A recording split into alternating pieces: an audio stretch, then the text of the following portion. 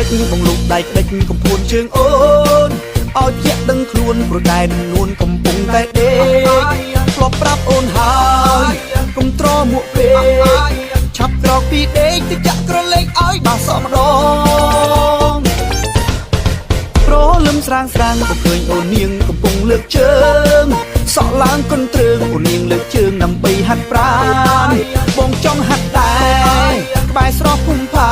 នបានទេកល្យានបង្រៀនឲ្យបងហាត់ប្រាណផងស្រីហាត់ក្បាច់លើកជើងរួចហាត់ក្បាច់លើកដៃសប្បាយពេកក្រៃបានហាត់ជាមួយអូនហាត់ព្រឹកហាត់ល្ងាចមួយថ្ងៃពីរដងសប្បាយកន្លងមួយថ្ងៃពីរដងដើម្បីសុខភាព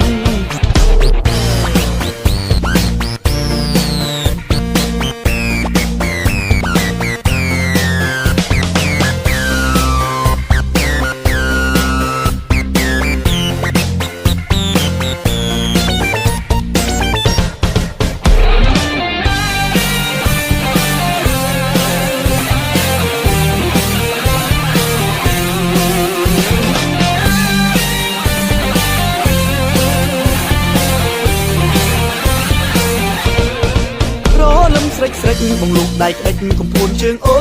នឲ្យជាក់ដឹងខ្លួនព្រោះតែនួនកំពុងតែដេកធ្លាប់ប្រាប់អូនហើយកុំត្រមួកពេកឆាប់ក្រោកពីដេកទៅចាក់ក្រឡេកឲ្យបាសម្ដងព្រលឹមស្រាងស្រាងក៏ឃើញអូននាងកំពុងលើកជើ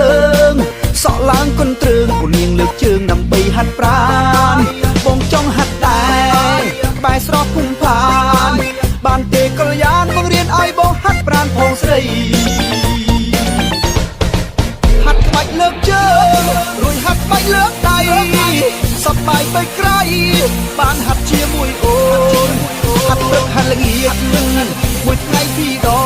ងសប្បាយកន្លងមួយថ្ងៃពីរដងដើម្បីសុខភាពហាត់ក្បាច់លើកជើងរួចហាត់ក្បាច់លើកដៃសប្បាយពេកក្រៃបានហាត់ជាមួយអូ